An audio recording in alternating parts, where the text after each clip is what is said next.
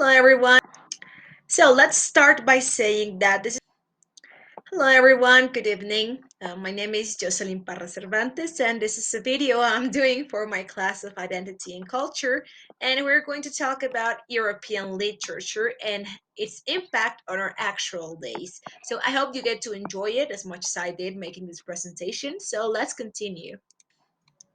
So let's start by saying that this is a focus on one author or one contribution from Europe for the world.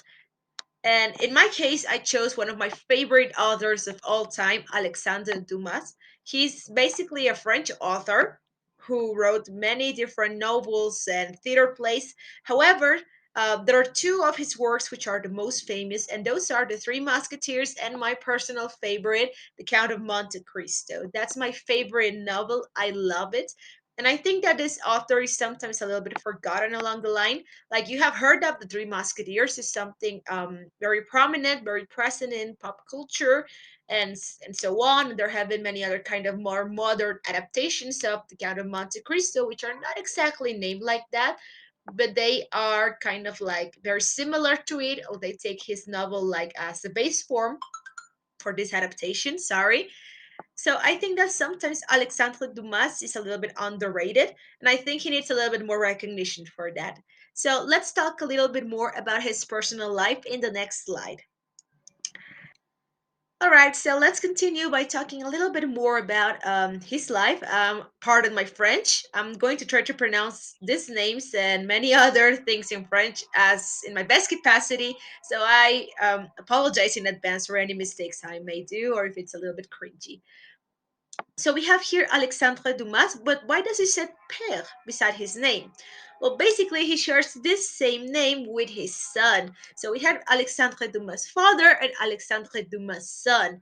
But why do they confuse them if they only share their name? Well, basically, both of them were authors, they were writers, they wrote plays and novels. So it's important to make that distinction. So he was born on July 24th in 1802 in Villers-Cotterets in France. So he was French born. However, you may notice something a little bit curious about his appearance is that he was not a white Caucasian man. He was basically descended from black slaves. So the Dumas family name was adopted from Alexandre's grandmother, an enslaved Haitian woman named Marie Cécile Dumas. In 1822, Dumas moved to Paris and immersed himself in literature, and he worked as a scribe for the Duc d'Orléans. So Dumas' romantic style was often compared to that of his rival Victor Hugo, who proved to be exceptionally popular. So we can see that he's a mixed child, something like along that line. He's not exactly like 100% white Caucasian male, and sometimes people get a little bit confused by seeing him, but that is a very important part that I think about his identity and about his culture. So let's continue a little bit to learn about his family, and because his family is actually quite important as well, and is that can be noticed as an influence on his books and novels. All right, so as I was explaining in the last slide, it is very important to notice his ancestors, his father, his grandpa.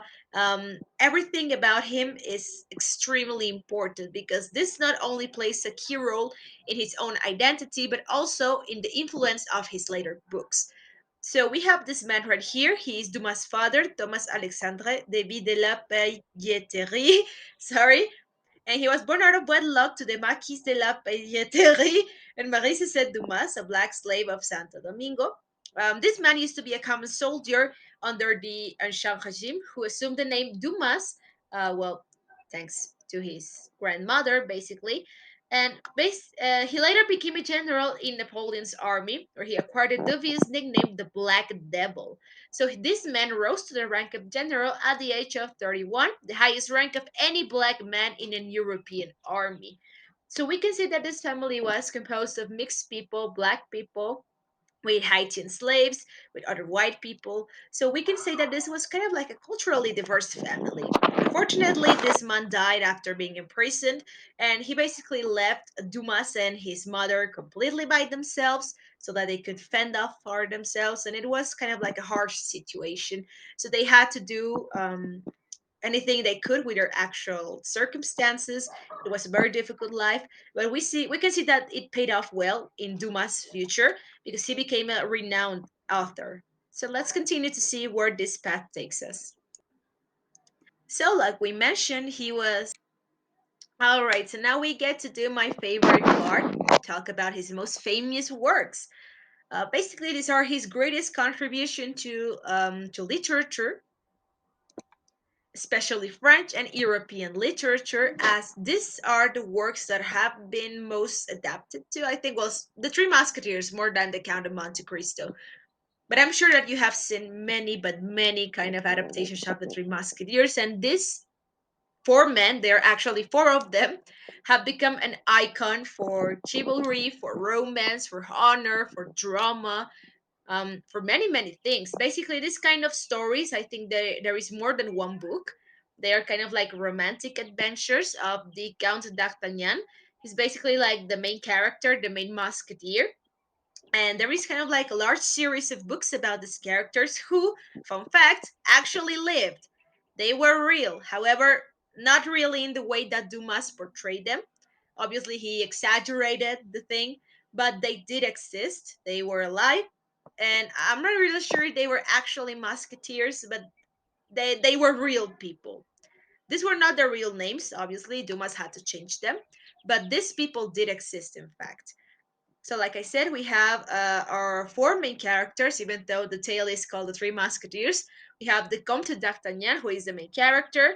Then we have the Three Musketeers, Athos, Porthos, and Aramis. And if you remember this kind of story, you know that they have kind of like a special motto. It has become something that all of us sometimes use. I used it when I was smaller. I don't really use it that much, but basically, this motto is all for one and one for all. This has become like a very special thing born from the Three Musketeers, and it became very famous very quick.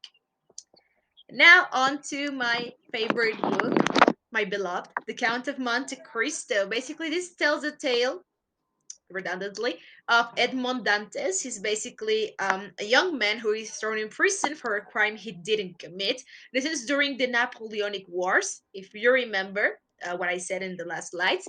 Basically, Alexandre Dumas and his father lived during this time. So basically, they know about it.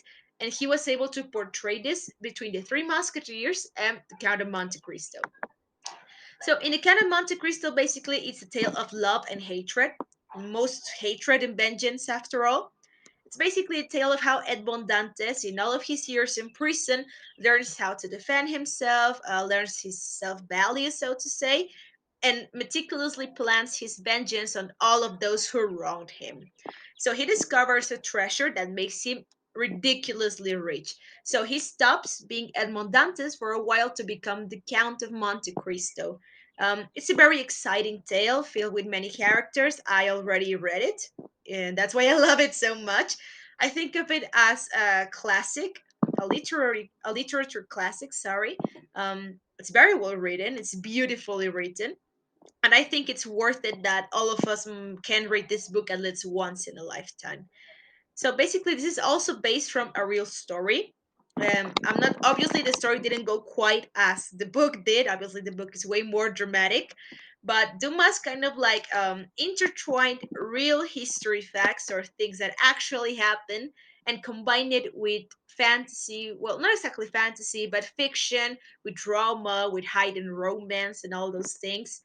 So both of these tales are very intricate, they're very well done, and they're worth a read.